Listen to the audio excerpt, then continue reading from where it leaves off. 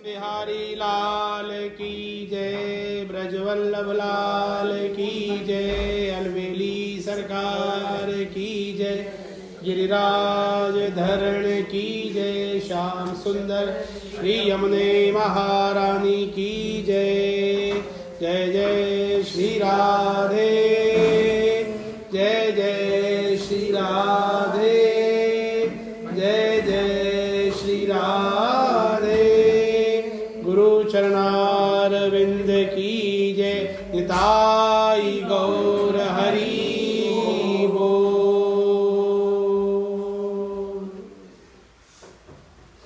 श्री कृष्ण चैतन्य प्रभु नित्यानंद, हरे कृष्णा हरे राम, श्री राधे गोविंद।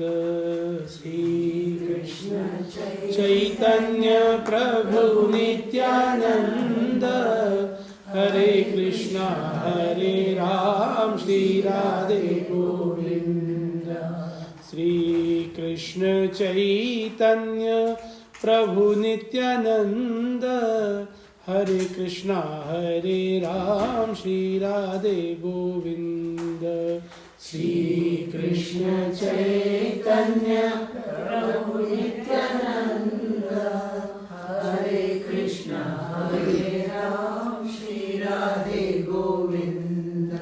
श्री कृष्ण चैतन्य प्रभु नित्यानंद, श्री कृष्ण चैतन्य प्रभु नित्यानंद, श्री कृष्ण चैतन्य प्रभु नित्यानंद, श्री कृष्ण चैतन्य प्रभु नित्यानंद, हरे कृष्णा हरे राम, श्री राधे गोविंद। हरे कृष्णा हरे राम, श्री राधे गोविंद। श्री कृष्ण चैतन्य प्रभु नित्यानंद, हरे कृष्णा हरे राम, श्री राधे गोविंद। श्री कृष्ण चैतन्य प्रभु नित्यानंद, हरे कृष्णा हरे राम, श्री राधे गोविंद। हरे कृष्णा हरे राम, श्री राधे गोविंद। हरे कृष्णा हरे राम, श्री राधे गोविंद। निताई गौर हरि बोल। आज हम लोग सब लोग श्री चैतन्य चरितावली का श्रवण करेंगे, जिसमें प्रारंभ में निवेदन लिखा हुआ है। महाप्रभु चैतन्य का कलि पावन चरित्र प्रेम रस का अथाह सागर है। चाहे कोई कितना भी पी ले, कितना भी उलीचे, उस अगाध रस सिंधु में से अणु मात्र भी कम नहीं हो सकता। जिस किसी ने इस परम सुस्वाद आत्मानंदमय रस का यत किंचित भी पान किया है, वही धन्य हो गया। ज्ञान वैराग्य भक्ति प्रेम त्याग और विरह के मूर्तिमान विग्रह श्री कृष्ण प्रेमावतार श्री गौरांग देव जी का करुणा विगलित जीवन दुखी प्राणियों का एक ऐसा ही मनोरम आश्रय स्थल है।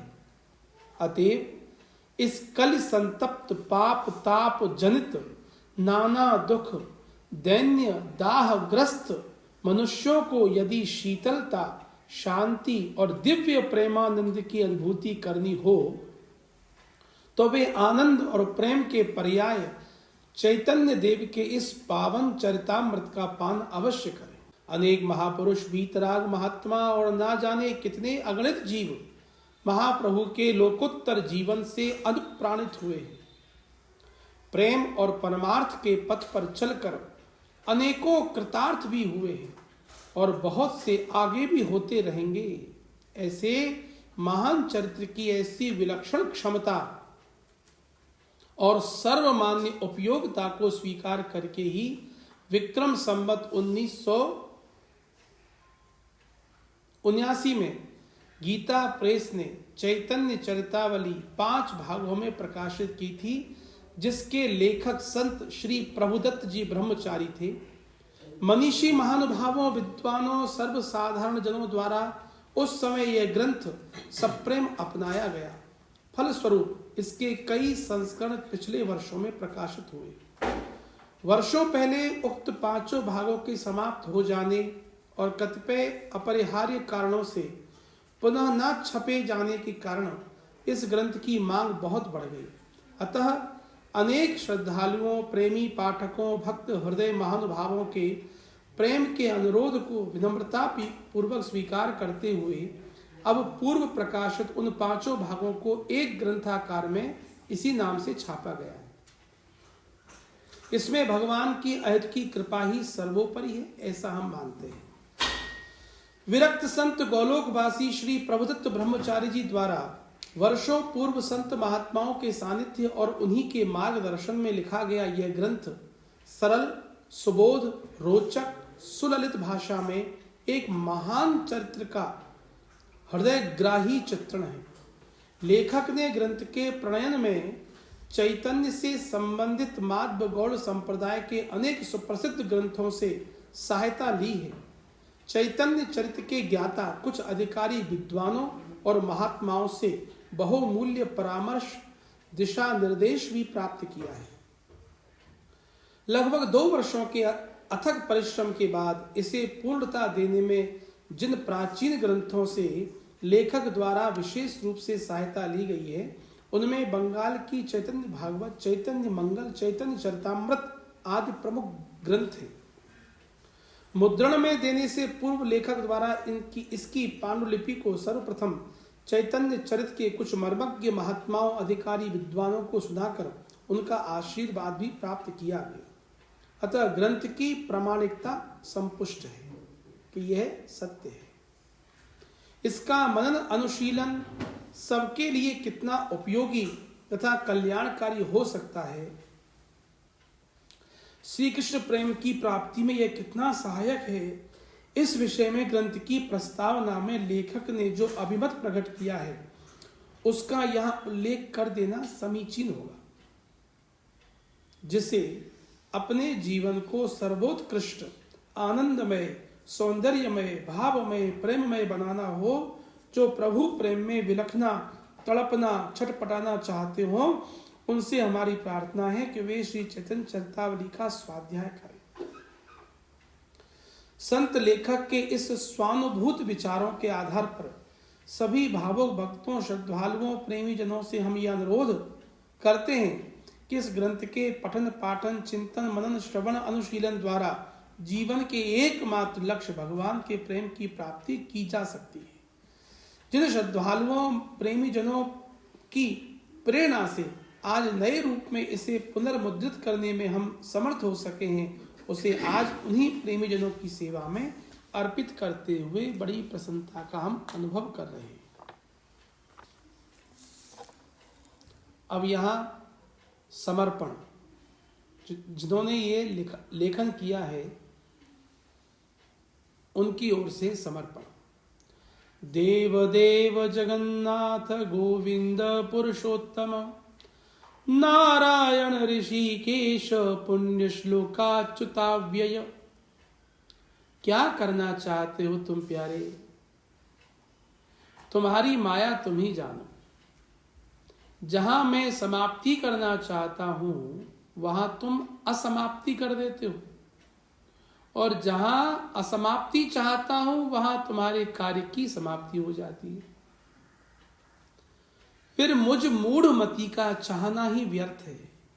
प्यारे, मेरे इस चंचल मन को ऐसा बना दो कि मैं कुछ चाहूं ही नहीं। तुम्हारी चाह में मस्त रहूं, तुम्हारी इच्छा पर ही अवलंबित रहूं। क्यों? ठीक है ना नाथ? क्या बना दोगे मेरे मन को ऐसा? क्या मेरी अपनी चाह को मिटा दोगे? तुम्हारी चाह अमोघ है, उसमें न राई भर घट सकता है, न तिल भर बढ़ सकता है। लो तुम्हारी चाह पूरी हुई, अपनी वस्तु को संभालो। यद कृतम यद करिष्यामि यद करोमि जनार्दन तत्त्वयैव कृतं सर्वं त्वमेव फलभुग् भवे। प्यारे, लो यह तुम्हारे कराए हुए कार्य का अर्पण। अपनी चीज को आप ही स्वीकार करो, और जिस प्रकार स्वामी सेवक के द्वारा अपनी ही वस्तु पाकर उसकी ओर कृपा की दृष्टि से देखता है, उसी प्रकार इस दीनहीन कंगाल साधन रहित सेवक की ओर भी कृपा कटाक्ष की कोर से एक बार निहार लो। यही इस कृतघ्न सेवक की अभिलाषा है। प्रभु, तुम्हारे कराए हुए कार्यों में अपनेपन के भाव न उठने पावे, मैं भी महात्मा पलटू दास की भांति निष्कपट भाव से बनावटीपन को दूर करके हृदय से कह उठूं, ना मैं किया न कर सका, ना मैं किया न कर सकूं, साहिब करता मोर, करत करावत आप है, पलटू पलटू शो। कृपा कटाक्ष आकांक्षी प्रभु प्रभुदत्त ब्रह्मचारी जी ने लिखा। अब प्रस्तावना। यदहंकारमाश्रित्य न सोत्स्य इति मन्यसे, मिथ्यैष व्यवसायस्ते प्रकृतिस्त्वां नियोक्ष्यति। श्री कृष्ण चरणों से पृथक होने पर प्राणी भिन्न भिन्न प्रकार की योनियों में भटकता फिरता है। परम शांति ही जिसका चरम लक्ष्य है, ऐसा जीव श्री कृष्ण चरणों से भिन्न अन्य स्थानों में शांति का अन्वेषण करता है, अर्थात शांति की खोज करता है। किंतु सांसारिक पदार्थों में शाश्वत शांति कहाँ? वहां तो विषय जन्य विकलता है। परम शांति तो श्री कृष्ण चरणार विंदों में ही है। जब विषय जन्य सुखों की इच्छा को त्याग कर जीव श्री कृष्ण चरणाम्बुजों का ही आश्रय लेगा, तभी उसे सच्ची शांति की प्राप्ति हो सकेगी। इंद्रिय जन्य विषयों में जब तक वैराग्य बुद्धि नहीं होती, जब तक पूर्ण रीत्या स्वरूपतः सभी प्रकार की वासनाओं और भोगों का त्याग नहीं होता, तब तक ज्ञान वैराग्य भक्ति शांति की बातें बनाना केवल पागलों का प्रलाप है। त्याग के अनंतर ही शांति है। त्यागात् शांतिर् अनंतरम्। त्याग में जीवन भी पूर्व जन्मों के सुकृतों से बनता है। वे मनस्वी तपस्वी विरक्त महात्मा धन्य हैं, जिन्हें संसार की किसी भी प्रकार की ईषणाएं आकर नहीं सताती, जो शरीर को पका फोड़ा समझकर उसे जड़ मूल से नष्ट करने के निमित्त ही उसकी देख रेख करते हैं, अन्न को व्रण लेपन समझकर ही आवश्यकता अनुसार उसमें लगाते हैं। जिस प्रकार व्रण को धोते हैं, उसी बुद्धि से वे स्नान करते हैं। वस्त्रों का उपयोग व्रण की चीर के समान करते हैं। भिक्षा ही जिनकी एकमात्र वृत्ति है, जिनके लिए निंदा स्तुति दोनों समान हैं, संसारी बातों से जो सदा मौनी बने रहते हैं, जो मिल गया उसी में संतोष कर लेते हैं, जो कहीं पर अपना निश्चित स्थान नहीं बनाते, और जिनकी श्री कृष्ण चरणों में मति स्थिर हो गई है, उन पूज्य पाद महात्माओं के चरणों में मेरा कोटि कोटि प्रणाम। उन त्यागी महानुभावों के चरण चिन्हों का अनुवर्तन मैं कब कर सकूंगा? यही इस जीवन में चिरकाल की अभिलाषा है। कई बार जोर मारा, अनेकों बार कार्यक्रम बनाए, प्रेमी बंधुओं से 20 बार परामर्श किया, किंतु यह अपने हाथ की बात थोड़ी है। जिसके ऊपर उन्हीं की कृपा हो उसे ही ऐसा जीवन उपलब्ध हो सकता है। जिन्हें वे ही बुद्धि योग दे दें वही उनका प्रिय नर बन सकता है। वे किसे बुद्धि योग का अधिकारी समझते हैं इसे तो वही जाने।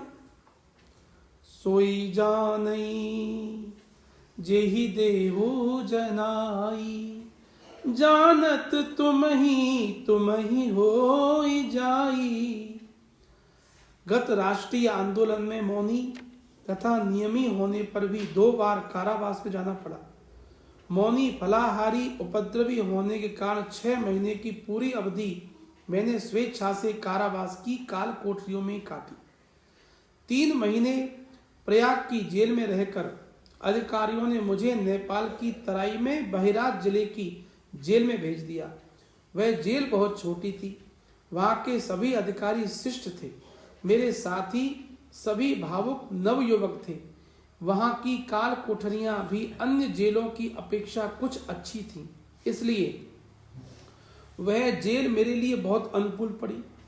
मुझे दिन रात्रि भजन पूजन एकांत चिंतन का समय मिलता था। केवल 2-3 घंटे में अपने राम जी, काशी और सरयू आदि प्रेमी बंधुओं के साथ कथा वार्ता करता, नहीं तो अपनी कोठरी में बैठा रहता। वहां के एकांत चिंतन का हृदय पर बड़ा प्रभाव पड़ा। जीवन में उत्कट त्याग के भाव आने लगे। बार बार सोचता कब अवधि समाप्त हो और कब इस कोलाहलपूर्ण संसार को त्याग कर पहाड़ों की कंदराओं में जाकर एकांत हृदय से प्रभु के प्रेम में पागल की भांति रुदन करो। भर्तहरि जी का यह पद बार बार याद आता। क्वचित पुण्यारण्ये शिव शिव शिवेति प्रलपयन, अर्थात संसार की ओर से बीतराग होकर हम किस पुण्य वन प्रदेश में बैठकर कब शिव शिव शिव ऐसा प्रलाप करेंगे।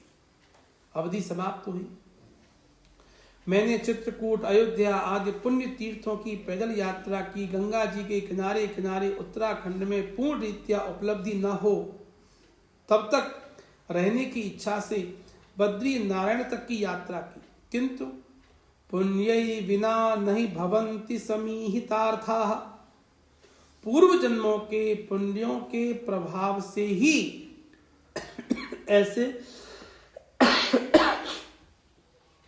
ऐसे स्थानों में निवास हो सकता है। पापों के उदय होने के कारण अनिच्छा पूर्वक भी नीचे ही लौटना पड़ा। बात बहुत बड़ी है और पाठकों का उससे कोई विशेष प्रयोजन नहीं, इसलिए इस गाथा को अधिक ना बढ़ाकर बस इतना ही कह देना पर्याप्त है कि भावी बड़ी बलवान होती है। उसे जिससे जिस स्थान में जो काम जब कराना होता है उससे उसी स्थान में वही काम उसी समय करा लेती है। इस स्थान में रुकने का मेरा बिल्कुल ही विचार नहीं था। श्री श्री चैतन्य चरितावली जैसे महान ग्रंथ को लिखने का कभी जीवन में साहस भी करूंगा ऐसा तो कभी स्वप्न में भी आशा नहीं थी। मैं सोच रहा था वहीं झूसी की पुरानी कुटिया में चलकर पूर्ववत एकांतवास, स्वाध्याय, अध्ययन और अनुष्ठान करूंगा, किंतु भवितव्यता को कौन अन्यथा कर सकता है। भाई श्री हनुमान प्रसाद जी पोदार का आदेश मिला, चैतन्य चरित लिखो। पहले तो मैं हिचका, अपनी असमर्थता प्रकट करी, फिर सोचा उन्हीं का काम है, वे ही करवाएंगे, तू क्यों ना करता है। दादू दयाल के शब्द याद आ गए, दादू करता हम नहीं, दादू करता हम नहीं, करता और कोई, करता है सो करेगा तू जिन करता होय। मैंने उन्हें लिख दिया, आदेश पालन की यथाशक्ति चेष्टा करूंगा। इधर भाई बाबूलाल जी ने आग्रह करते हुए कहा, यदि तुम्हें चैतन्य चरित्र ही लिखना है तो हरि बाबा वाली बांध की कुटिया में रहकर क्यों नहीं लिखते। वह आजकल एकदम उजाड़ पड़ी है, उसमें चैतन्य देव का वर्षों कीर्तन हुआ है, अनेकों बार चैतन्य चरित्र की कथाएं हुई हैं, उससे अधिक एकांत शांत रम्य स्थान तुम्हें कहाँ मिलेगा। गंगा जी का एकदम किनारा, सुंदर रमणीक स्थल, चैतन्य चरित्र का सुंदर वायुमंडल, सभी बातें तो अनुकूल। फिर हम लोग भी तुम्हारे शरीर की देखरेख करते रहेंगे। उनकी ऐसी इच्छा, यहाँ आ गया। यहाँ आते ही एक परम वैराग्यवान महापुरुष के सत्संग का सहयोग प्राप्त हुआ। परिव्राजकाचार्य महात्मा ब्रह्म प्रकाश जी महाराज के दर्शन यहाँ आते ही हो गए। स्थान की सफाई कराकर वहां आसन जम गया। बंधुवर रामेश्वर दयाल जी ने, पूज्यपाद श्री हरि बाबा जी ने चैतन्य देव के संबंध की जितनी बंगला, अंग्रेजी, उर्दू, हिंदी की पुस्तकें थी सभी मुझे चरित्र लिखने के लिए दे दी। पूज्यपाद श्री हरि बाबा जी के एकमात्र इष्ट देव महाप्रभु गौरांग ही हैं। उनके जीवन में स्वयं गौरांग देव जी की ही भावुकता, पवित्रता, महत्वता, तन्मयता है। वे स्वयं त्याग, वैराग्य, भक्ति, प्रेम की एक आदर्श मूर्ति हैं। उनके द्वारा 20 वर्षों से इस प्रांत का कल्याण हो रहा है। लाखों मनुष्य उनके प्रेम पीयूष का पान करके शांति मार्ग की ओर अग्रसर होने की इच्छा कर रहे हैं। उन महापुरुष की इतनी कृपा ही पर्याप्त है कि वे हृदय से इस कार्य के लिए सहानुभूति रख रहे हैं। महापुरुषों के सत्संकल्प के सामने कौन सा कार्य नहीं हो सकता। उनके सत्संकल्प से दुसाध्य कार्य भी सुसाध्य बन जाता है, अपात्र भी उस कार्य के योग्य पात्र बन जाता है। श्री हरि बाबा जी ने चैतन्य चरित्र का बड़े परिश्रम के साथ अध्ययन किया है। वे महाप्रभु के लीला स्थलों में स्वयं गए हैं। उनके संप्रदाय के मुख्य महापुरुषों से मिले हैं। उनके सभी ग्रंथों का उन्होंने विधिवत अध्ययन किया है। दुर्भाग्यवश मुझको वे इस चरित्र में प्रत्यक्ष रीति से पुस्तकों के अतिरिक्त कुछ भी सहायता न कर सके, कारण कि वे नियम में थे, अस्तु उनका आशीर्वाद ही बहुत है। जिस दिन मैं यहाँ आया उस दिन सहसा एक पंडित जी महाराज ने पधार कर श्रीमद् वाल्मीकि रामायण का नवह आरंभ कर दिया। पूज्यपाद श्री ब्रह्म प्रकाश जी महाराज के सहित मैंने नवह सुना। पूज्यपाद ब्रह्म प्रकाश जी के महान आदर्श जीवन का मेरे हृदय पर बड़ा भारी प्रभाव पड़ा। वे महापुरुष वेदांत शास्त्र के प्रकांड पंडित, वेदांत का कोई भी मुख्य ग्रंथ उनसे बचा नहीं जिसकी उन्हें भली भांति जानकारी ना हो। इसके अतिरिक्त श्रीमद् भागवत की श्रीधरी टीका तो उन्हें अक्षर अक्षर स्मरण। इतने बड़े ज्ञानी होने पर भी हृदय इतना सरस कोमल कि भगवान नाम के श्रवण मात्र से आंखों से आंसुधारा बहने लग जाए। श्रीमद् भागवत की तो बात ही क्या, महाभारत को पढ़ते पढ़ते रोते रहते थे। त्यागी इतने जबरदस्त कि बस एक चद्दर में सदा रहते। जाड़ा हो, गर्मी हो, वर्षा हो, दूसरा वस्त्र ही रखते नहीं। बद्रीनाथ गंगोत्री में एक ही चद्दर से रहते। मैंने बहुत आग्रह किया कि रात्रि में थोड़ा दूध ले लिया करें, किंतु बार बार प्रार्थना करने पर भी मेरी प्रार्थना स्वीकार नहीं की गई। गांव से रूखी सूखी रोटी मांग लाते, उन्हें ही एक समय पाकर निर्वाह करते। नवाह समाप्त होने पर कचला के पंडित बागीश जी शास्त्री को लिखा। मेरा समाचार पाते वे फौरन चले आए। नवाह समाप्त होने के दूसरे दिन से श्रीमद् भागवती कथा आरंभ हो गई। इसी बीच ब्रह्मचारी जी, आनंद जी, ब्रह्मचारी जी, इंद्र जी यहाँ आ गए। इन सभी बंधुओं के सहवास सत्संग से समय बड़े आनंद से कट रहा है। एक दिन सहसा ब्रह्म प्रकाश जी महाराज मुझसे बिना कहे कहीं चले गए। 2 महीने तक जो पुत्र की भांति प्यार करते रहे, उनकी ऐसी निष्ठुरता को स्मरण करके एक लोकोक्ति याद आ गई।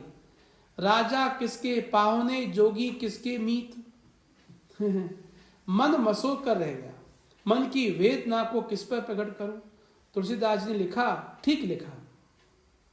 बिछुरत एक प्राण हर लेहि, मिलत एक दुख दारुण देहि।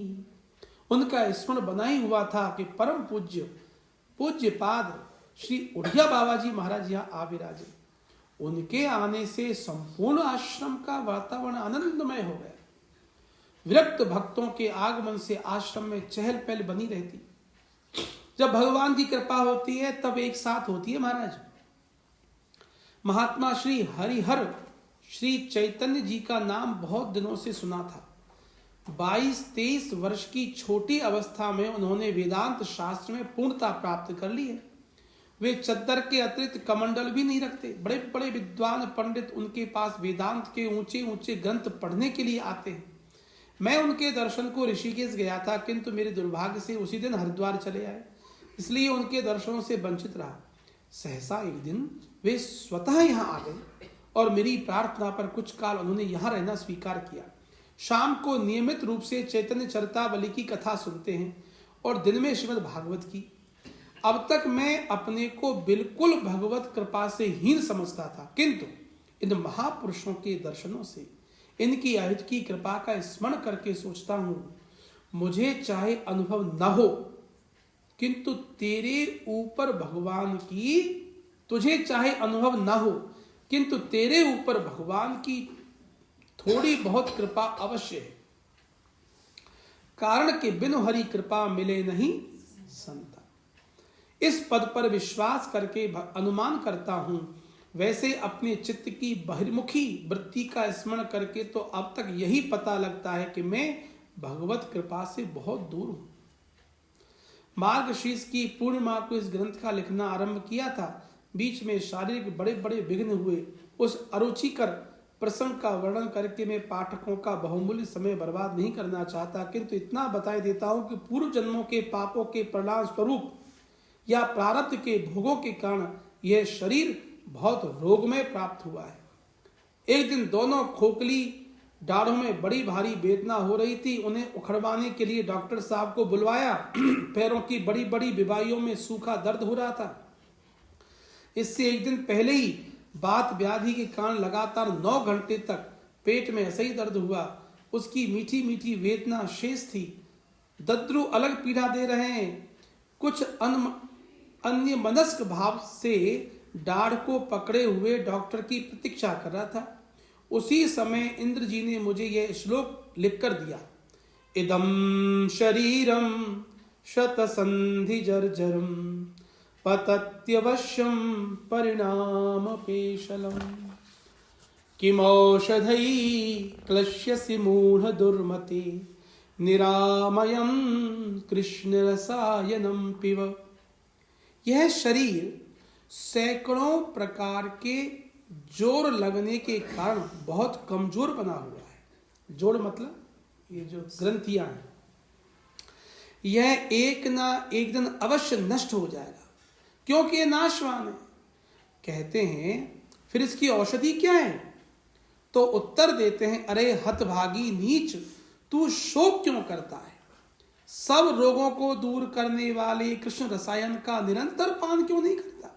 उसके पान करने से संपूर्ण रोग चले जाएंगे। किंतु उस समय निरामय कृष्ण रसायन का पान करूं तो कैसे करूं? मेरा दुर्भाग्य मुझे करने दे तब तो, जब वे ही स्वयं कृपा करके बुद्धि योग प्रदान करेंगे, तभी उसको उसके द्वारा उन तक पहुंच सकूंगा। भजन, अध्ययन, कथा श्रवण, नित्य कर्मों से जो समय बचता, उस समय में ग्रंथ लिखने का काम होता। जितना लिख जाता उतने ही नियमित रूप से आनंद जी रात्रि में कथा कहते। जब से पूज्यपाद श्री उड़िया बाबा जी महाराज यहाँ पधारे हैं, वे भी कथा सुनते। इस प्रकार लिखा जाने पर सभी भक्तों में इसकी थोड़ी बहुत आलोचना प्रत्यालोचना होती। चैतन्य चरित्र अगाध सुस्वादु रस का सागर है। इसमें का रस कभी समाप्त नहीं होने वाला। कोई चाहे जितना पिए, अरे कोई कितना उलीचे, इसमें अणु मात्र भी कम नहीं हो सकता। मैंने तो इस रस का किंचित ही पान किया है। इसी से मुझे तो सचमुच में बहुत अधिक लाभ हुआ है। अब इससे दूसरे लोगों को लाभ होता है या नहीं, इसका मुझे पता नहीं। दूसरे लोगों को लाभ हो, इस नियत से मैंने इस चरित्र को लिखा भी नहीं। जिस उद्देश्य से यह चरित्र लिखा गया है, उसका फल तो मुझे ग्रंथारंभ के पूर्व ही मिल गया। इसके बाद महाफल यह मिला कि चैतन्य चरित्र के प्रत्येक पहलू पर विचार करते करते अनेकों बार अपूर्व आनंद का अनुभव हुआ। फलों का भी फल यह मिला कि महात्माओं ने कृपा करके इस चरित्र को सुना और इसकी सराहना की। अब पाठकों को इससे कुछ लाभ मिले, इसका श्रेय मुझे ना होकर गीता प्रेस के संचालकों को ही है, जिनकी प्रेरणा से यह ग्रंथ लिखा गया। उनके अनवरत परिश्रम के कारण पाठकों के समीप तक पहुंच सका। मेरी अपनी तो इच्छा तक नहीं थी। महाप्रभु गौरांग देव के जीवन में सर्वव्यापी प्रेम के सभी लक्षण यथावत प्रकट हुए हैं। महाप्रभु अपने समय के प्रेमी भावुक महापुरुषों में सर्वश्रेष्ठ महापुरुष समझे जाते हैं। उनका संपूर्ण जीवन विरह में है। उनका श्री विग्रह कृष्ण वियोग का साकार स्वरूप ही बन गया था। किसी भी मनुष्य के शरीर में विरह जन्य इतने ऊंचे भाव नहीं देखे गए जिन्हें रोना सीखना हो। जो श्री कृष्ण प्रेम में पागल होकर निरंतर अश्रु बहाते रहने का इच्छुक हो, उसे चैतन्य चरित्र का अध्ययन करना चाहिए। रोना ही जीवन का एकमात्र सर्वोत्कृष्ट आनंद है। बिलखते रहना ही इस नीरस जीवन को अमर बनाने की संजीवनी है। तड़पना ही जीवन का सर्वोत्तम सौंदर्य है। जिसे अपने जीवन को सर्वोत्कृष्ट आनंदमय, सौंदर्यमय, भावमय, प्रेममय बनाना हो, जो बिलखना, तड़पना, छटपटाना चाहते हो, उनसे हमारी यही प्रार्थना है, वे चैतन्य चरितावली का स्वाध्याय करें। उन्हें इसमें पूर्ण रीत्या तो नहीं, किंतु कुछ कुछ संकेत अवश्य मिल सकेंगे। बस उन्हीं के द्वारा वे अपने गंतव्य स्थान तक पहुंच सकेंगे। चैतन्य देव के महान जीवन में चैतन्यता का बीजारोपण तो गया धाम में हुआ, नवद्वीप में आकर अंकुरित हुआ। श्री नीलांचल जगन्नाथपुरी में पल्लवित पुष्पित अमृतमय फलों वाला बना। उसके अमृत में सुस्वादु फलों से असंख्य प्राणी सदा के लिए तप्त हो गए। उनकी बुभुक्षा का अत्यंता भाव हो गया। उसकी नित्यानंद और अद्वैत रूपी दो बड़ी बड़ी शाखाओं ने संपूर्ण देश को सुख में, शांति में बना दिया। इसलिए हमारी प्रार्थना है कि पाठक इस मधुमय, आनंदमय, प्रेममय दिव्य चरित्र को श्रद्धा भक्ति के साथ पढ़ें। इसके पठन से शांति मिलेगी, परमार्थ का पुनीत मार्ग परिष्कृत होगा, मन की वासनाएं दूर होंगी, चित्त के भांति भांति के संदेहों का भंजन होगा, भक्तों के चरणों में प्रीति होगी और भगवान के समीप तक पहुंचने की अधिकार भेद से जिज्ञासा उत्पन्न होगी। इससे पाठक यह न समझ बैठे कि इसमें कुछ मेरी कारीगरी या लेखन चातुरी है। यह तो चैतन्य चरित्र की विशेषता है। मुझ जैसे क्षुद्र जीव की चातुरी हो ही क्या सकती है। यदि इस ग्रंथ के लेखन में कहीं मनोहरता, सुंदरता, सरसता आदि आ गई हो तो इसका श्रेय श्री कृष्णदास गोस्वामी, श्री वृंदावन दास ठाकुर, श्री लोचन दास ठाकुर, श्री मुरारी गुप्त तथा श्री शिशिर कुमार घोष आदि पूर्ववर्ती चरित्र लेखक महानुभावों को ही है। और जहां कहीं विषमता, तीक्ष्णता, विरसता आदि दूषण आ गए हों, उन सब का दोष इस क्षुद्र लेखक को है। और इसका एकमात्र कारण इस अज्ञानी की अल्पज्ञता ही है। अंत में मेरी पाठकों से यही प्रार्थना है कि वे इस बार चैतन्य चरितावली को आदि से अंत तक ध्यान पूर्वक अवश्य पढ़ जाएं।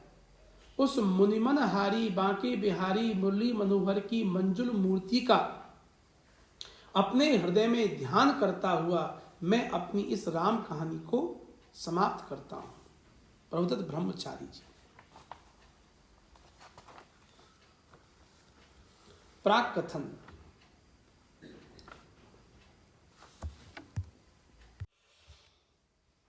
आनंद लीलामय विग्रहाय हेमावदिव्यच्छ विसुंदराय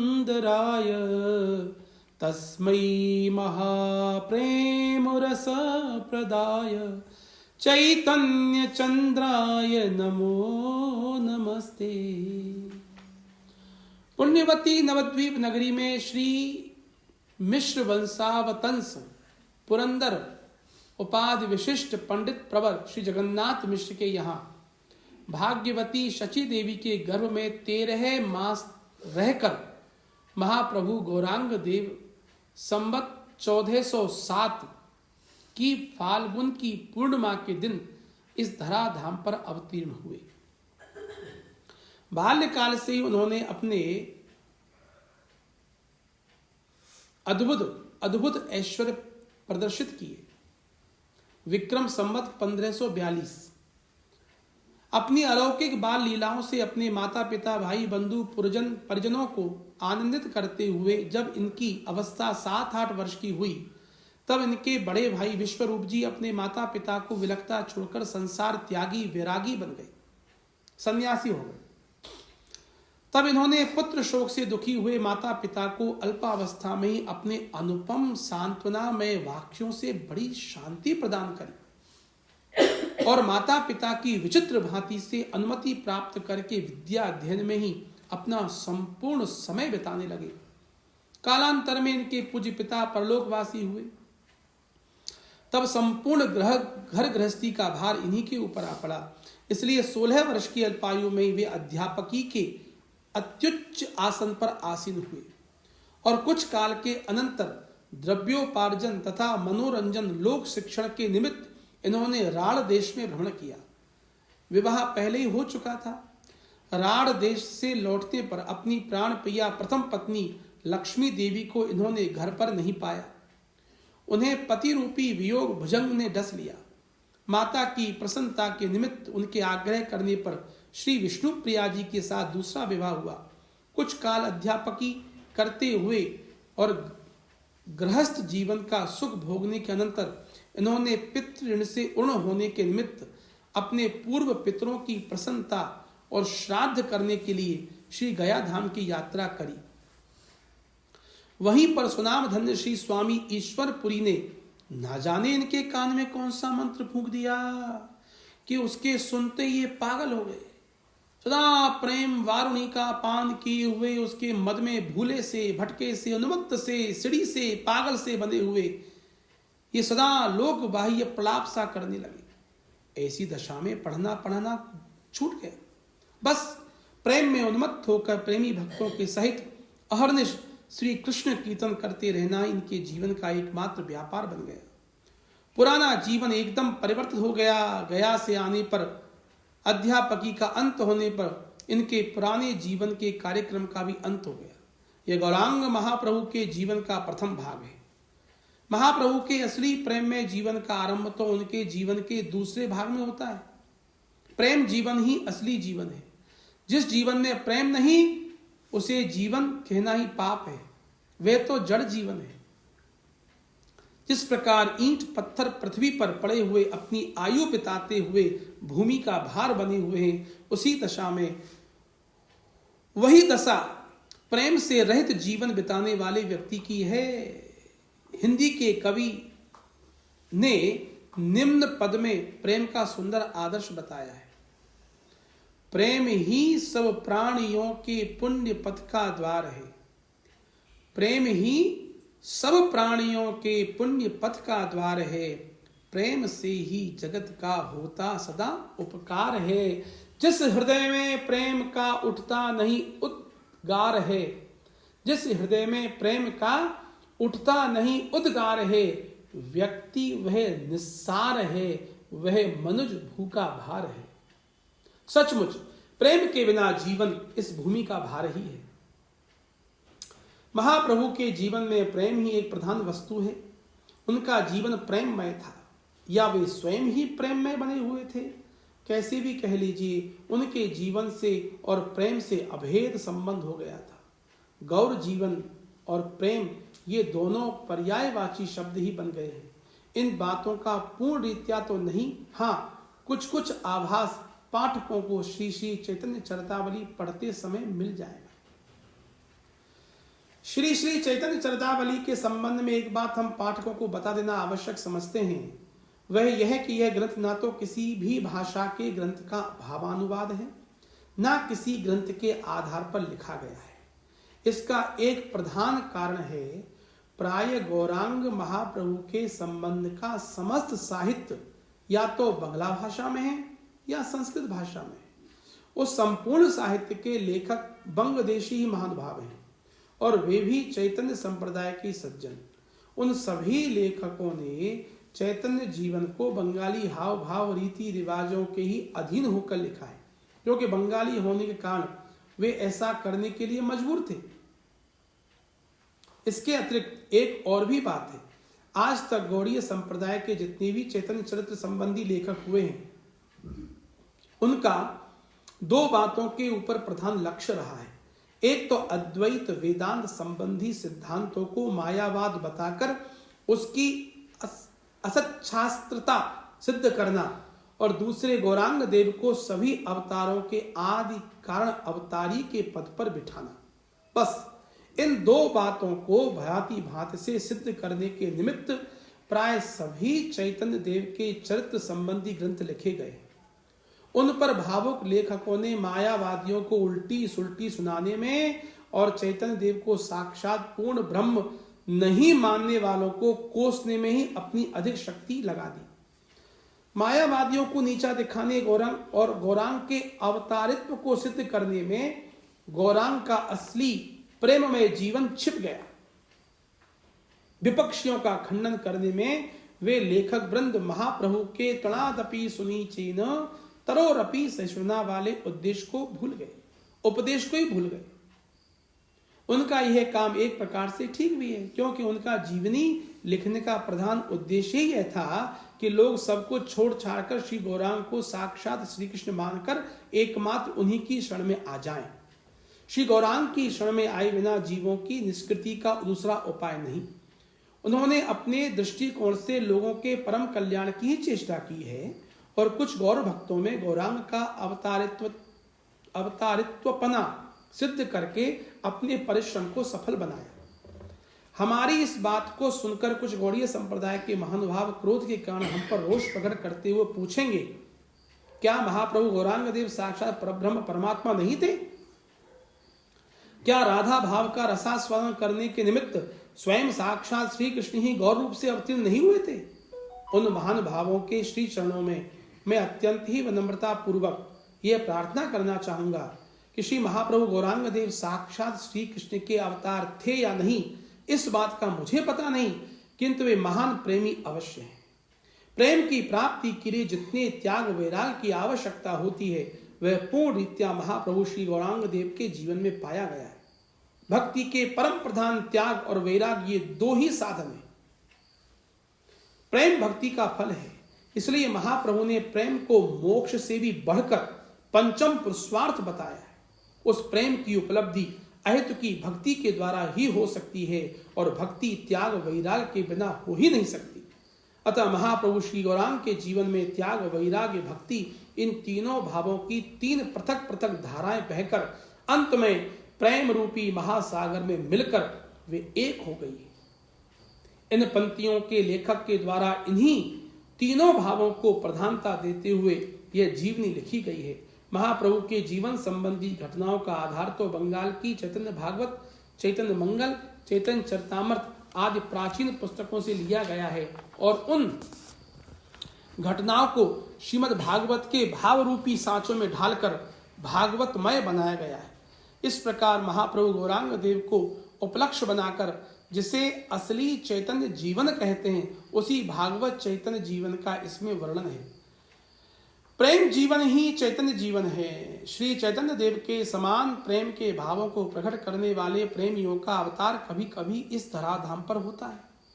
वे अपने प्रेम में आचरणों से प्राणी मात्र को सुख पहुंचाते हैं। इसलिए असली प्रेमी देश काल और जाति के बंधनों से सदा पृथक रहते हैं। उनका जीवन संकीर्ण न होकर संपूर्ण संसार को सुख शांति का पाठ पढ़ाने वाला सार्वभौम होता है। वे किसी एक विशेष जाति के भीतर ही क्यों न पैदा हुए हों, किंतु उनके ऊपर सभी जाति वालों का समान अधिकार होता है। सभी देशवासी उन्हें अपना ही मानते पूछते हैं। इसी दृष्टि को सन्मुख रखकर जैसा कुछ इस लेखक के द्वारा लिखवाया गया है वैसा आप लोगों के सन्मुख उपस्थित है। उक्त उद्देश्य की पूर्ति कहाँ तक हो सकी है, इसे सांप्रदायिक संकीर्णता से रहित, पक्षपात शून्य, सहृदय, समालोचक महानुभावी समझ सकते हैं। हाँ, इतनी बात मैं निर्विमान होकर बताए देता हूं कि इस पुस्तक में आए हुए सभी भाव श्रीमद् भागवत के अनुकूल ही हैं। श्रीमद् भागवत की टीकाओं में श्रीधरी टीका ही सर्वमान्य समझी जाती है। महाप्रभु भी उसे ही मानते थे। मुझे भी वही टीका मान्य है और उसके विपरीत जहां तक मैं समझता हूं इस ग्रंथ में कोई भी भाव नहीं आया है। प्रेम को ही ध्रुव लक्ष्य बनाकर श्री चैतन्य चरित्र का वर्णन हो सकता है, किंतु प्रेम कोई लौकिक भाव तो है नहीं। उसका वर्णन भला मायाबद्ध अज्ञानी जीव कर ही कैसे सकता है। प्रेम का वर्णन तो कोई असली प्रेमी ही कर सकता है। बात तो ये ठीक है, किंतु प्रेम की उपलब्धि हो जाने पर फिर उसे इतना होश ही कहां रहता है कि वह उस दशा का वर्णन कर सके। कबीर जी तो कहते हैं, नाम वियोगी ना जिए, जिए तो बाहुर होए। हाल तो नाम वियोगी प्रेमी जीते ही नहीं। यदि दैव संयोग से जी भी पड़े तो वे लोक बाह्य और संसारी लोगों की दृष्टि में बिल्कुल पागल बन जाते हैं। उन पागलों से प्रेम पथ की बातें जानने की आशा रखना यह दुराशा ही तो है। यह तो हम जैसे प्रेम के नाम से अपने स्वार्थ को सिद्ध करने वाले स्वभाव के अधीन प्राणियों के द्वारा ही वे ऐसा काम कराते हैं। इसमें कुछ ना कुछ लाभ तो प्रेम पथ के पथकों का होगा ही। जिस प्रकार कोई राजा को देखना चाहता है, किंतु राजा हम लोगों की तरह वैसे ही सब जगह थोड़ी घूमता रहता है। उसके पास जाने के लिए 7 पहरों वालों से अनुमति लेनी पड़ती है, तब कहीं जाकर किसी भाग्यशाली को राजा के दर्शन होते हैं। नहीं तो ऐसे वैसों को तो पहले ही पहरे वाला पुरुष ही फटकार देता है। अब जिस आदमी ने पहले कभी राजा को देखा तो है नहीं और राजा को देखने की उसकी प्रबल इच्छा है, किंतु असली राजा तक उसकी पहुंच नहीं, तो वह 4 आने का टिकट लेकर नाट्यशाला में चला जाता है और वहां राजा का अभिनय करने वाले बनावटी राजा को देखकर उसकी इच्छा की कुछ पूर्ति हो जाती है। यद्यपि नाट्यशाला में उसे असली राजा के दर्शन नहीं हुए, किंतु तो भी उस बनावटी राजा को देखकर वह राजा के वेशभूषा, वस्त्र, आभूषण, मुकुट, कुंडल, रौब दाव, प्रभाव के विषय में कुछ कल्पना कर पाता है। उस बनावटी राजा के देखने से वह अनुमान लगा सकता है कि असली राजा शायद ऐसा होगा। अच्छी बात। इसी प्रकार इस पुस्तक के पढ़ने से पाठकों को प्रेम की प्राप्ति हो सके यह तो संभव नहीं, किंतु इसके द्वारा पाठक प्रेमियों की दशा का कुछ अनुमान अवश्य लगा सकते हैं। उन्हें इस पुस्तक के पढ़ने से पता चल जाएगा कि प्रेम में कैसी मस्ती, कैसी तन्मयता, कैसी विकलता है। प्रेम रस में छके हुए प्रेमी की कैसी अद्भुत दशा हो जाती है, उसके कैसे लोक बाह्य आचरण हो जाते हैं, वह किस प्रकार संसारी लोगों की कुछ भी परवाह न करके पालों की तरह नृत्य करने लगता है। इन सभी बातों का दिग्दर्शन पाठकों को इस पुस्तक के द्वारा हो सकेगा। अध्यापकी का अंत होने के बाद महाप्रभु का संपूर्ण जीवन प्रेम में बन गया। आहा, उस मूर्ति के स्मरण मात्र से हृदय में कितना भारी आनंद होता है। पाठक प्रेम में नृत्य करते हुए गौरांग का एक मनोहर सा चित्र अपने हृदय पटल पर अंकित तो करें। सुवर्ण के समान दैदीप्यमान शरीर पर पीतांबर पड़ा हुआ है। जमीन तक लटकती हुई चौड़ी किनारेदार एक बहुत सुंदर धोती बंधी है। दोनों आंखों की पुतलियां ऊपर चढ़ी हैं। खुली हुई आंखों की कोरों में से अश्रु निकल रहा है। उन सुंदर गोल कपोलों को भिगोते हुए वक्ष स्थल को तर कर रहा है। दोनों हाथों को ऊपर उठाए गौरांग हरि बोल की सुमधुर ध्वनि से दिशा विदिशाओं को गुंजायमान कर रहे हैं। उनकी घुंघराली काली काली लटें वायु के लगने से फहरा रही हैं। वे प्रेम में तन्मय होने के कारण कुछ पीछे की ओर झुक से गए।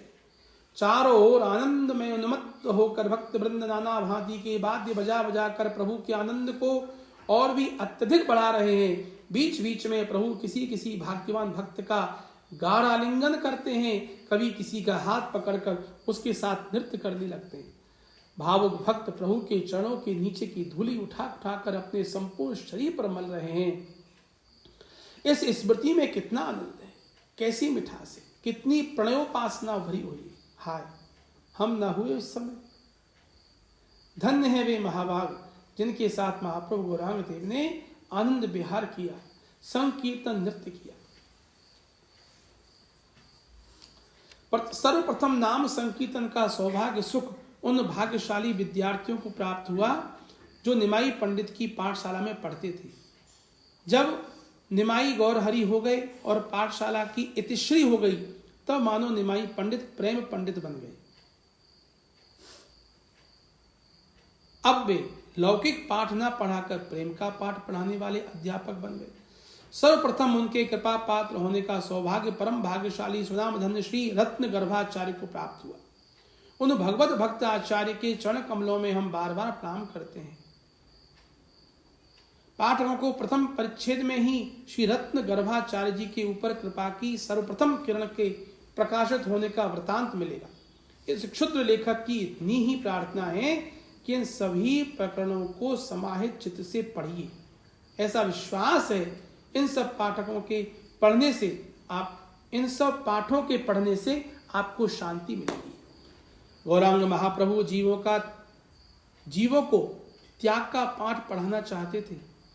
वे दिखा देना चाहते थे कि प्रभु प्राप्ति के लिए प्यारी सी प्यारी वस्तु का भी परित्याग करना आवश्यक है, नहीं तो उन्हें स्वयं संन्यास का क्या प्रयोजन था। अद्वैताचार्य के पूछने पर आपने स्पष्ट कहा, बिना सर्व त्यागम भवति भजनम नय्य सुपते ऋति त्यागोस्माभि कृत इह किमत्वैत कथया अयम दंडो भूयात् प्रबलतरसो मान सपशो ऋतिवाहम दंड ग्रहणमविशेषाद करवम। चैतन्य नाटक। आचार्य ने पूछा, आपने ये अद्वैत वेदांतियों की बात संन्यास लेकर दंड धारण क्यों किया? इसमें महाप्रभु कहते हैं, आचार्य संन्यास धारण करने में द्वैत अद्वैत की बात कौन सी है? मुख्य बात तो यह है कि अपने प्यारे के पाद पद्मों तक पहुंचना। सो यह बिना सर्वस्व त्याग किए होने का नहीं। यही सोचकर मैं संन्यास धर्म में दीक्षित हुआ हूं। यह तो तुम जो दंड देख रहे हो सो तो मेरी साधना अवस्था का द्योतक है। यह मन बड़ा चंचल है। जब तक साधन और नियम रूपी डंडे से इसे हाँकते न रहोगे तब तक यह अपनी बदमाशियों को नहीं छोड़ने का। इसलिए इसे वश में करने के निमित्त मैंने यह दंड धारण किया है। दंड के भय से यह उधर उधर भाग नहीं सकेगा। सचमुच उन महाभाग का त्याग बड़ा ही अलौकिक कार्य था। मुंह से ऐसी बातें बक देना ही आसक्ति छोड़कर कर्म करते जाओ। स्त्री पुत्रों का पालन भगवत सेवा समझकर करते रहो। ईश्वर परायण होकर बुद्धि से सदा कर्म करते रहने की अपेक्षा कर्मों का त्याग करना अत्यंत हेय है।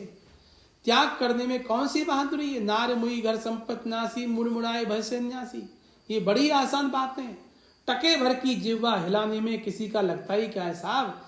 जिसे देखो वही जनक का दृष्टांत देने लगता है। इन विषयों में आसक्त हुए महानुभावों को ही जनक महाराज की आड़ लेकर कही हुई बातों का उत्तर देना व्यर्थ ही है। वे तो जागते हुए भी सोने का बहाना कर रहे हैं। उन्हें जगा ही कौन सकता है? नहीं तो आसक्ति का त्याग होने पर सांसारिक कर्म अपने आप छूट जाते हैं। अच्छा छोड़िए इस नीरस प्रसंग को। हमारी तो प्रार्थना परमार्थ पथ के पथिकों से ही है। यथार्थ में जिनका लक्ष्य शुद्ध परमार्थ है, जो त्यागी कहलाकर विषयों के सेवन करने के इच्छुक नहीं हैं, उन्हीं से हमारी विनय है कि आप त्याग वैराग्य प्रेम की सजीव मूर्ति महाप्रभु गौरांग के संन्यास धर्म पर मनोयोग के साथ विचार करें। तब पता चलेगा कि परमार्थ की ओर बढ़ने वाले को कितने भारी भारी बलिदान करने पड़ते। थोड़ी देर समाहित चित्त से महाप्रभु के त्याग की कल्पना करो। संसार जिसके लिए पागल हो रहा है, ऐसी देशव्यापी प्रतिष्ठा हो, भक्तगण जिन्हें साक्षात भगवान मानकर पूजा अर्चा करते हो, जिनके भोजन के लिए भांति भांति की नित्य नूतन वस्तुएं बनती हों, जिनके घर में प्रेममयी वृद्धा माता हो त्रैलोक्य सुंदरी सर्वगुण संपन्ना पति को ही सर्वस्व समझने वाली नव यौवना पत्नी हो, इन सबका तृण की भांति परित्याग करके द्वार द्वार के भिखारी बन जाना कितना भारी त्याग है, कैसा घोर दुष्कर कर्म है। इसी से पाठकों को पता चलेगा कि भगवत प्रेम में कितना अधिक सुख होगा, जिसकी उपलब्धि लिए इतने बड़े बड़े सुखों का बात ही बात में त्याग करके महापुरुष गृह त्यागी वनवासी बन जाते हैं। इसलिए संन्यास धर्म के उपासक संन्यास चूड़ामणि महात्मा भर्तहरि ने रोते रोते कहा, धन्यानां गिरिकंदरे निवसितां ज्योतिः परम ध्यायता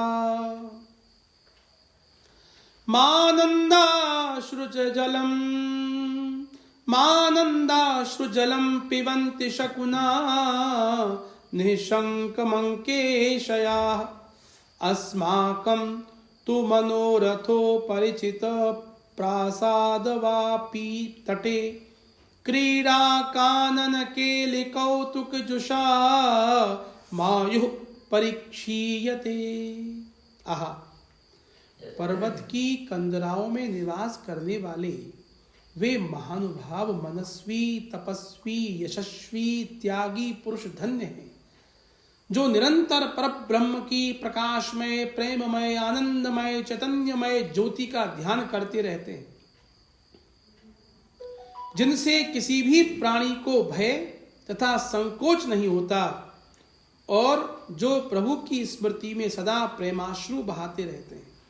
उनके उन प्रेम में अश्रुओं को भीरू हृदय वाले पक्षी निशंक होकर उनकी गोद में बैठे हुए ऊपर चोंच करके पान करते रहते हैं और अपनी सभी प्रकार की पिपासा को शांत करते हैं।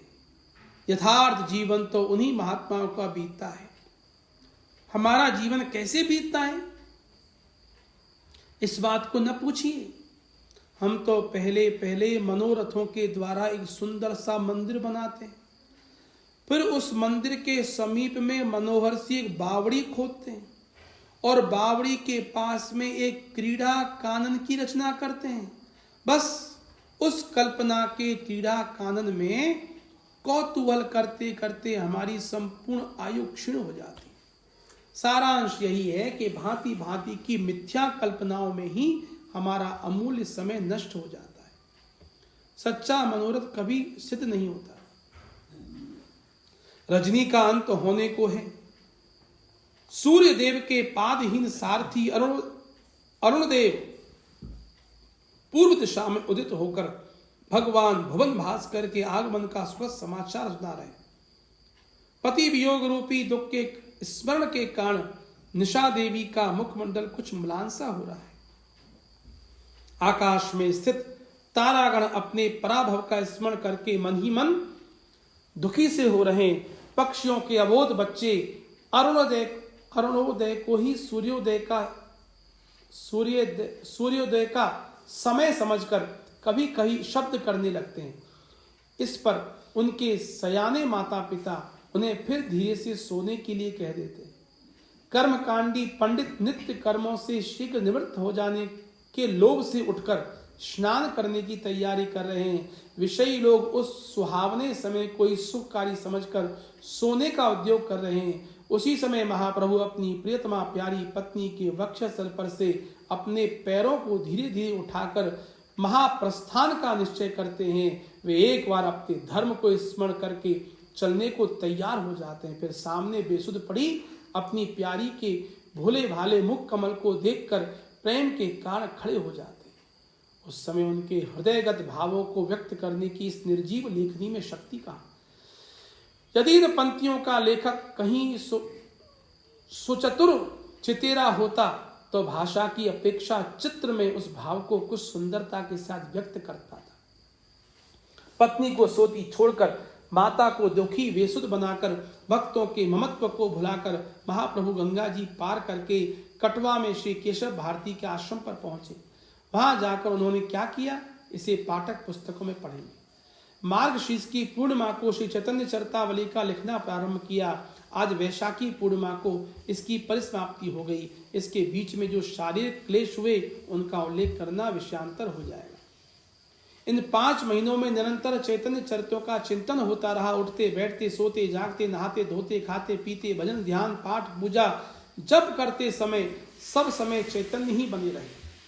यह ग्रंथ इतनी जल्दी कैसे लिखा गया इसका मुझे पता नहीं। क्या लिखा गया इसे तो मैं जब ग्रंथ छपकर मेरे पास आएगा तब पाठक की हैसियत से पढ़कर बता सकता हूं। अब तक तो लिखते समय यही प्रतीत हुआ कि कोई लिखवा रहा है, हाथ लिख रहा है, मैं उस घटना का आनंद ले रहा हूं। रात्रि में लिखे हुए की जो कथा सुनाते उसमें मेरी दृष्टि एक भाषा संशोधक व्यक्ति की सी रहती, मानो किसी की लिखी हुई भाषा को संशोधन कर रहा हूं। का की जगह की क्यों कर दी, यहाँ यह विभक्ति उपयुक्त नहीं, अमुक शब्द छूट गया, बस इतना ही विचार रहता। इसलिए क्या लिखा गया इसे मैं नहीं जानता। पुस्तक छपकर आवेगी तो वह जितनी पाठकों को नई होगी उतनी मेरे लिए भी नई होगी। मैं भी इसका पढ़कर मनन अवश्य करूंगा। यह मैं स्पष्ट बता देता हूं, केवल चैतन्य भागवत चैतन्य चरितामृत से केवल इसकी कथानक घटनाएं ली गई हैं। बाकी तो नाना पुराण निगमागम सम्मतम यत जो ज्ञान है उसके आधार पर लिखी गई है। अमीय निमाई चरित्र की मैंने केवल सूचीवर देखी है, मैंने उसे बिल्कुल नहीं पढ़ा, तब मैं कैसे कहूं कि उसमें क्या है। घटना तो उन्होंने भी इन्हीं ग्रंथों से लिए, और क्या है इसका मुझे पता नहीं। चैतन्य मंगल भावो भक्तों की चीज है, इसलिए मुझे जैसे शुष्क चरित्र लेखकों के वे काम की विशेष नहीं। पहले इच्छा थी चैतन्य संप्रदाय के सिद्धांतों का विस्तार से वर्णन करें, चैतन्य जीवन से क्या सीखना चाहिए इस बात को भूमिका में बताऊं।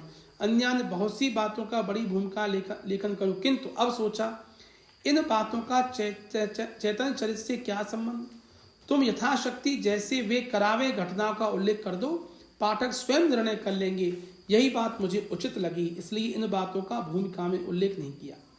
चैतन्य चरित्र से हमें क्या सीखना चाहिए, चैतन्य देव के भाव कैसे थे, उनका जीवन विशुद्ध प्रेम में, विरह में, मस्ती में था। इन सभी बातों को पाठक इस संपूर्ण पुस्तक को पढ़कर स्वयं समझने की चेष्टा करें।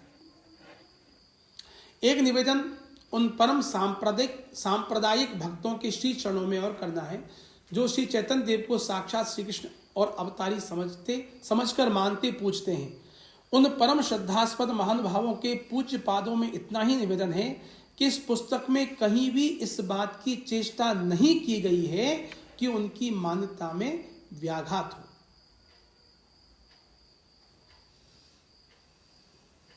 भगवान गौरांग का नहीं, परम भागवत भक्त ईश्वर ही स्वरूप है, इसमें और ईश्वर में कोई अंतर नहीं। अतः वे भाई मेरे ऊपर कोप ना करें, वे यही समझें कि यह पुस्तक अधूरी ही है।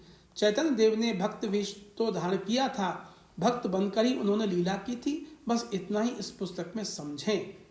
अंत में उन श्रद्धेय कृपालु महात्माओं के चरणों में कोट कोट प्रणाम करता हूँ जो अपने देव दुर्लभ दर्शनों से इन दीनहीन कंगाल को कृतार्थ करते रहे। परिव्राजकाचार्य इंद्र जी, आनंद जी, कृष्णानंद जी, विश्वनाथ जी, सम्राट गौरचंद्र आदि आदि। मुझ में ना तो विद्या है ना बुद्धि है। चैतन्य चरित्र लिखने के लिए जितनी क्षमता, दक्षता, पटुता, सच्चरित्रता, एक निष्ठा, सहनशीलता, भक्ति, श्रद्धा, प्रेम की आवश्यकता है, उसका शतांश भी मेरे अंदर नहीं। फिर भी इस कार्य को कराने के लिए मुझे निमित्त बनाया गया है, यह उस काले चैतन्य की इच्छा है।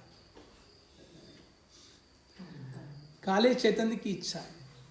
वह तो मूक को वाचाल बना सकता है, पंगु से पर्वत लंघन करा सकता है। इसलिए अपने सभी प्रेमी बंधुओं से मेरी यही प्रार्थना है, मेरे कुल शील विद्या बुद्धि की ओर ध्यान न दें, चैतन्य रूपी मधुर मधुर के रसास्वादन से अपनी रचना को आनंदमय बनावे।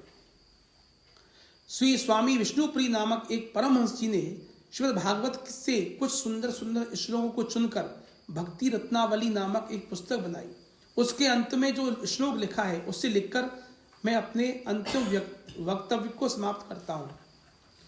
एतस्यामहमल्प बुद्धि विभवोऽप्येकोऽपि कुत्र ध्रुवम् मध्ये भक्त जनस्य मे कृतरियं न स्यादवज्ञास्पदं किम विद्या शर्घा किमुज्ज्वल कुला किम पौरुषा किम गुणास्तत्किम सुंदर मादरेण रसिकैर्ना पीयते तन्मधु।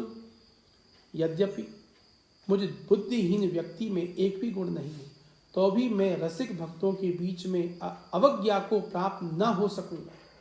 मधुर रस के उपासक भक्त तो मीठे के लोलुप होते हैं, वे मिठास किसके द्वारा लाया गया है इसकी तो वे कुछ परवाह ही नहीं करते। मधु की मक्खी में विद्या नहीं है, उसका उज्जवल कुल में जन्म भी नहीं हुआ है। वे नन्ही सी मक्खी स्वयं पुरुषार्थ करके मधु बनाने में असमर्थ है, उसमें स्वयं कोई गुण भी नहीं है, किंतु वे छोटे बड़े हजारों पुष्पों से थोड़ा थोड़ा मधु लाकर उसे छत्ते में इकट्ठा कर देती है। लोग फूलों का नाम भूलकर उसे मक्खियों का मधु कहने लगते हैं। उनके इन अवगुणों के कारण रसिक जन क्या उस सुंदर मधु का अनादर कर देते हैं? नहीं, वे उसे आदर के साथ सेवन करते हैं। यही विनय इस क्षुद्र दीनहीन कंगाल लेखक की है। इति शम। श्री कृष्ण गोविंद हरे मुरारे, हे नाथ नारायण वासुदेव। प्रबुद्ध ब्रह्मचारी। श्री कृष्ण चैतन्य प्रभु नित्यानंद, हरे कृष्ण हरे राम श्री राधे गोविंद। श्री कृष्ण चैतन्य प्रभु नित्यानंद, हरे कृष्ण हरे राम श्री राधे गोविंद। श्री कृष्ण चैतन्य प्रभु नित्यानंद, हरे कृष्ण हरे राम श्री राधे गोविंद। श्री कृष्ण चैतन्य प्रभु नित्यानंद, हरे कृष्ण हरे राम श्री राधे गोविंद। श्री कृष्ण चैतन्य प्रभु नित्यानंद, श्री कृष्ण चैतन्य प्रभु नित्यानंद, हरे कृष्ण हरे राम श्री राधे गोविंद। हरे कृष्ण हरे राम श्री राधे गोविंद। श्री कृष्ण चैतन्य प्रभु नित्यानंद, हरे कृष्ण हरे राम श्री राधे गोविंद। श्री कृष्ण चैतन्य प्रभु नित्यानंद, हरे कृष्ण हरे राम श्री राधे गोविंद। हरे कृष्ण हरे राम श्री राधे गोविंद। हरे कृष्ण हरे राम श्री राधे गोविंद। हरे कृष्ण हरे राम श्री राधे गोविंद। हरे कृष्ण हरे राम श्री राधे गोविंद। वृंदावन बिहारी लाल की जय, ब्रजवल्लभ लाल की जय, अलबेली सरकार की जय, गिरिराज धरण की जय, श्याम सुंदर श्री अम्बे महाराज